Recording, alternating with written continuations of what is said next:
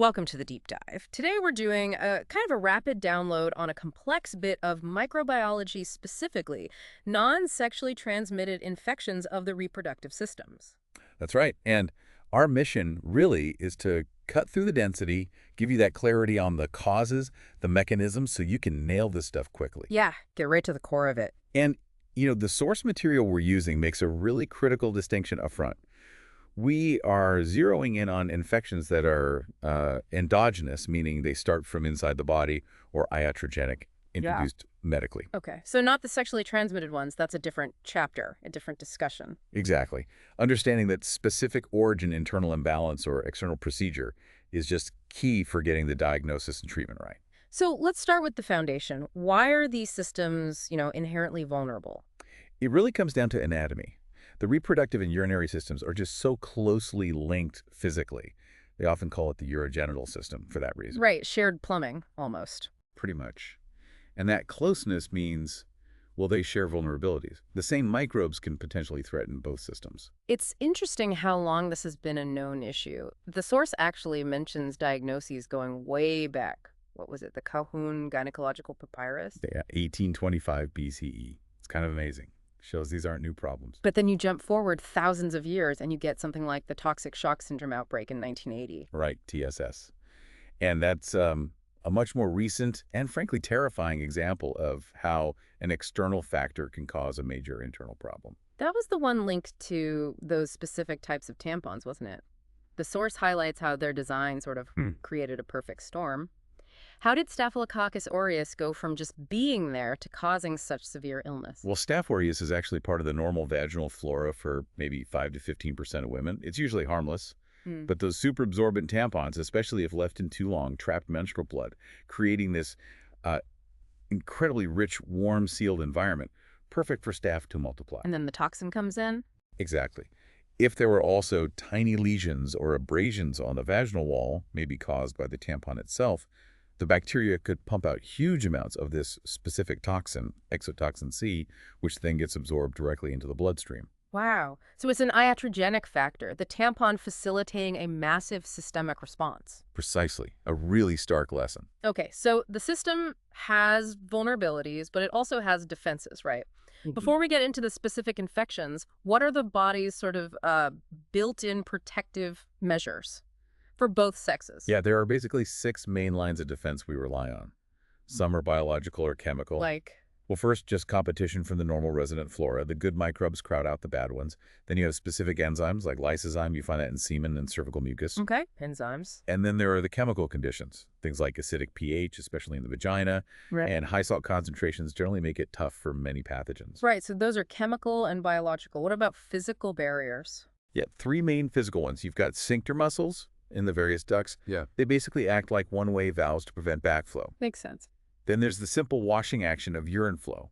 It literally flushes microbes out of the urethra. Okay, straightforward. It's quite effective for a large part of the system. Now, here's something the text really emphasizes, and it seems critical. The normal microbial landscape, the flora, it's fundamentally different between males and females. Oh, absolutely crucial difference. In the female reproductive system, the flora is incredibly dynamic. It changes constantly with hormonal cycles. Yeah. You find a diverse community, Streptococcus, bacteroids, even things like Mycobacterium and Enterobacteriaceae can be normal residents. So a whole ecosystem. Exactly. But contrast that with the healthy male reproductive system. Pretty much everything except the lower third of the urethra is considered sterile, normally sterile. Wow, okay. Sterile, that's a huge difference. It is. And it completely changes how infections tend to establish in males versus females, and where you look for the source when something goes wrong.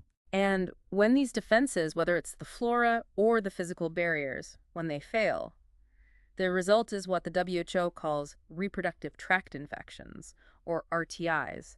And these aren't trivial. No, not at all. RTIs are a major global health issue. We're talking acute illness, sure, but also really serious long-term consequences. Things like infertility, ectopic pregnancies, chronic pelvic pain. And it can even make people more susceptible to STIs later. Yes, that increased vulnerability is another significant consequence. Okay, so given all that complexity, the source material breaks down these non-STI infections into 2 main buckets. Let's take the first one, which you mentioned earlier, the most common type worldwide. Right. Those are the endogenous infections. Endogenous just means originating from within. So it's the body's own microbes causing the problem. Exactly. It happens when there's an imbalance. The normal flora, which are usually kept in check or are even beneficial, get disrupted somehow. Maybe antibiotics wiped out their competitors or the local environment changed. Like a pH shift. Precisely. And then one or more of those resident organisms overgrows and becomes pathogenic. Opportunistic, really. And classic examples would be things like bacterial vaginosis or yeast infections. Perfect examples. Both typically result from that kind of internal ecosystem shift. Okay, that's endogenous. What's the second category? The second category is iatrogenic infections. Iatrogenic. That means introduced medically. Exactly. Yeah. Caused by microorganisms introduced from the outside, usually during a medical procedure or maybe due to trauma. So things like? Maybe an infection after childbirth or an abortion if conditions aren't sterile. Or inserting an IUD, maybe even circumcision if hygiene is poor. The procedure or the trauma creates an entry point for microbes that shouldn't be there. Got it. Okay, let's dive deeper into the female system first. We mentioned bacterial vaginosis, or BV, as a key example of an endogenous opportunistic infection.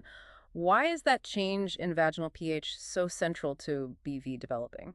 BV is like the textbook case of how sensitive that chemical defense is. Normally, the vagina maintains this acidic environment, right? Usually a pH between 3.8 and 4.4. Okay. And that acidity favors the protective lactobacillus species. But if something causes that pH to rise, maybe douching, certain soaps, hormonal changes, up to, say, 5 or 6. That's the window for trouble. That's the window. It allows this other bacterium, Gardnerella vaginalis, is a tiny gram-negative coccobacillus, to just bloom.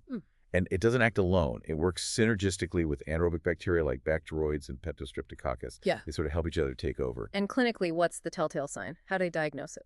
Often the main symptom is a thin, grayish-white discharge with a very characteristic fishy odor. Right. For diagnosis, the gold standard under the microscope is looking for what they call clue cells. Clue cells? Yeah, they're vaginal epithelial cells, the lining cells that are just totally coated, absolutely covered with these tiny Gardnerella coccobacilli. They look kind of fuzzy or granular. Seeing those is pretty definitive for BV. And prevention would then focus on maintaining that normal acidic pH. Exactly. Avoiding things that disrupt it, like frequent douching, maybe irritating soaps or sprays. Sometimes even tight, non-breathable clothing can contribute for some women. Treatment is usually antibiotics, like metronidazole, and sometimes trying to reestablish the good lactobacillus afterwards. Okay, circling back to toxic shock syndrome, TSS, which we talked about with the tampons, what does that actually look like when someone gets sick? That exotoxin C release sounds systemic. Oh, it is.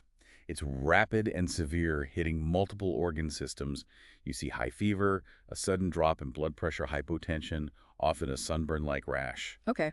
And then maybe a week or two later, this very characteristic peeling of the skin, especially on the palms of the hands and the soles of the feet.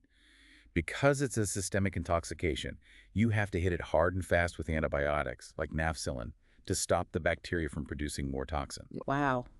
Okay, so Staph aureus can be really dangerous in the right or wrong conditions. Let's look at another common resident bacterium, group B strep, or GBS. This one poses a totally different kind of risk, right? Especially for newborns. Yeah, GBS, or Streptococcus agalaxiae. Fun fact, the name agalaxiae actually means no milk, because it was first identified as a cause of mastitis in cows. Huh. Didn't know that. But in humans, it's a major concern during pregnancy. Around 20 to 25% of pregnant women carry GBS in their vagina or rectum, usually without symptoms. So the mother is fine, but the baby? The baby is at risk during delivery.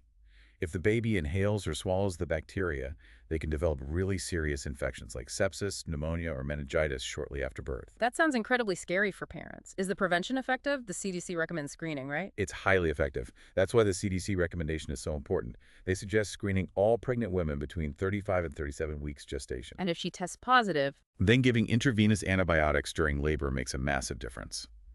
The source material quotes some striking numbers. Without antibiotics, the risk of the baby getting seriously ill is about 1 in 200. With antibiotics during labor, that risk drops to around 1 in 4,000. Wow, that's a huge reduction, a 20-fold difference. Huge. It's a real public health success story, honestly. Simple screening, effective intervention. Definitely. Okay, let's quickly cover a couple of other acute bacterial issues, endometritis and mastitis. Sure. Endometritis is inflammation of the endometrium, the lining of the uterus. It usually follows some kind of trauma that allows bacteria to get in common. Culprits are E. coli, or group B strep again, fake childbirth, C-section, sometimes abortion procedures, And symptoms. usually fever, pelvic pain, maybe an enlarged and tender uterus. Mastitis, on the other hand, is a breast infection. Usually in nursing mothers. Almost always. Bacteria, often Staphylococcus aureus from the baby's mouth or the mother's skin, get into the milk ducts, maybe through tiny cracks in the nipple. Causes localized redness, swelling, tenderness, pain, plus systemic symptoms like fever and flu-like aches. Okay. And one more in this bacterial section. Pelvic Inflammatory Disease, PID. This sounds like a broader issue. It is. PID isn't one specific infection site. It's more of a general term for when a bacterial infection spreads upwards from the vagina or cervix into the upper reproductive organs. So the uterus, the fallopian tubes. Exactly. Uterus, fallopian tubes, that's called salpingitis, and sometimes the ovaries too. Now, PID is very often caused by STIs like chlamydia or gonorrhea, but the text points out it can also be caused opportunistically by normal vaginal flora, like Mycoplasma hominis, especially if there's been some disruption. And the big concern with PID is the long-term damage, right? That's the major worry. The inflammation can cause scarring in the fallopian tubes, which is a leading cause of infertility and significantly increases the risk of ectopic pregnancy, where the embryo implants outside the uterus. It's a serious outcome. Right. Okay, let's shift gears slightly. We've talked bacteria. What about fungal and protozoan infections? The same disruptions that favor BV can open the door for these two. They certainly can. Let's start with candidiasis, which most people know as a yeast infection. Caused by Candida albicans. That's the one. Candida albicans is a yeast-like fungus, and it's actually part of the normal vaginal flora for many women. It usually lives there quite peacefully. So, another opportunistic situation. Exactly. It becomes a problem when the competition, the bacteria, gets suppressed. Maybe the woman took antibiotics for something else, maybe hormonal changes from pregnancy or oral contraceptives, sometimes even conditions like diabetes. These things can allow Candida to overgrow. What's interesting, though, is that Candida actually seems to like the normal acidic environment, unlike the BV bacteria that need the pH to go up. That's a key difference. For Candida, the primary check isn't the pH, it's the competition from bacteria like lactobacillus. When that competition is removed, Candida thrives, even in the acid. And the symptoms are pretty well known. Yeah, intense itching, maybe soreness, and typically a thick white kind of cottage cheese-like discharge. Sometimes it can be yellowish-green too. Treatment is usually straightforward with topical antifungal creams or suppositories, or sometimes an oral antifungal pill like fluconazole or ketoconazole. Okay, yeast infection covered. Now, what about the protozoan 1 trichomoniasis? How does this fit into the picture, especially regarding pH? Right, so Trichomonas vaginalis is the culprit here. It's a protozoan, a single-celled organism, and it's quite large compared to bacteria, and it has flagella for movement. Flagella like little tails. Exactly. And interestingly, like the BV bacteria, Trichomonas also prefers a less acidic environment. Its optimal pH range for growth is around 5.5 to 6.0. So again, disruption of the normal vaginal pH can create favorable conditions. So pH matters for this one too. How would you spot it under a microscope? You said it's large. Yeah, you'd look for this relatively large, pear-shaped organism actively moving with its flagella. It also has this characteristic sort of undulating membrane along the side and a structure called an axostyle running through it. It's pretty distinct if you know what you're looking for in a wet mount of the discharge. And symptoms, similar to BV or yeast. There's some overlap, but often the itching with trichomoniasis is described as particularly intense. Also, burning during urination is common, and the discharge is often profuse, yellowish-green, frothy, and has a strong, unpleasant odor. And treatment. Treatment is typically oral metronidazole, the same antibiotic often used for BV, actually. It's very effective against this protozoan. Okay, we've covered the female system pretty thoroughly. Time to switch focus to the male reproductive system tests, prostate, the various ducts. Now, you established right at the start that this system is normally sterile except for the very end of the urethra. So when infections do happen in men, non-sexually, does that imply a different kind of mechanism compared to the common female infections? It generally does. Since there isn't that complex resident flora to become opportunistic, infections in the male reproductive tract almost always involve bacteria migrating from the urinary system. They ascend from the urethra or come from infected urine. Ah, okay. So urinary tract health is directly linked. Very directly linked, which is why prostatitis, inflammation of the prostate gland, is the most common non-STI bacterial infection in men. And you're saying this is usually tied to a UTI? Almost always accompanied by a UTI, or at least bacteria present in the urine. Common urinary pathogens like E. coli, Klebsiella, Pseudomonas travel up the urethra and invade the prostate tissue. What are the symptoms of prostatitis? It can cause fever, chills, just feeling generally unwell malaise. Urinary symptoms are key. Frequent urination, painful urination, maybe a weak stream. And often there's pain sort of deep between the base of the penis and the rectum. How's it diagnosed? Diagnosis usually involves a physical exam, specifically a digital rectal exam, where the physician can feel if the prostate is enlarged or tender. And of course, urine analysis and culture to identify the bacteria. Okay, prostatitis. What about epididymitis? That's inflammation of the epididymis, right? That coiled tube on the back of the testis. Correct. And again, it's typically a complication spreading from somewhere else in the urogenital tract.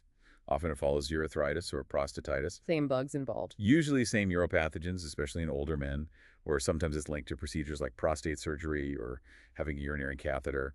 The bacteria just track along the ducts to the epididymis. Symptoms similar to prostatitis. Some overlap, yeah.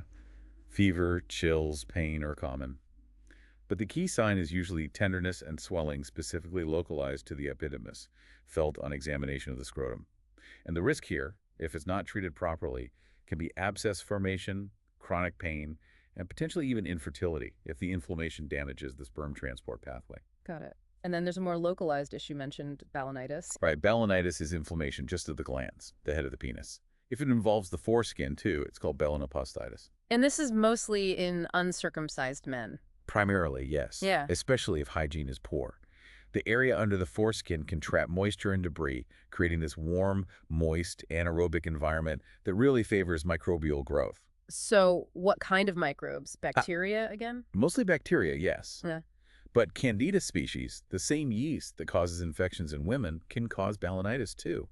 Even Gardnerella vaginalis, the BV bug, has been implicated sometimes. Interesting. Is treatment complex? Often it's surprisingly simple. Just thorough local cleansing and trying to keep the area dry and exposed to air can clear it up because that disrupts the anaerobic conditions the microbes love.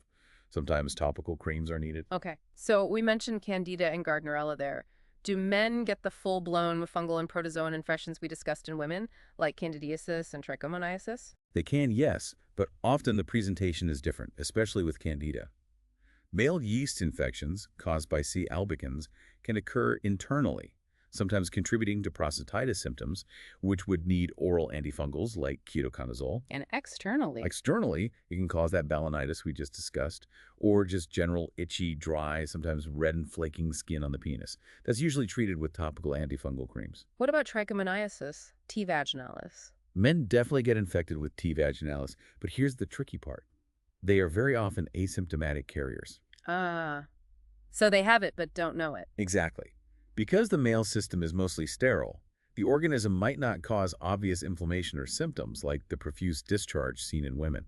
If symptoms do occur, it might be mild irritation, maybe some urethral discharge, but often there's nothing. That makes diagnosis hard, I imagine. It does. You'd need to find the organism in a urine sample or maybe semen.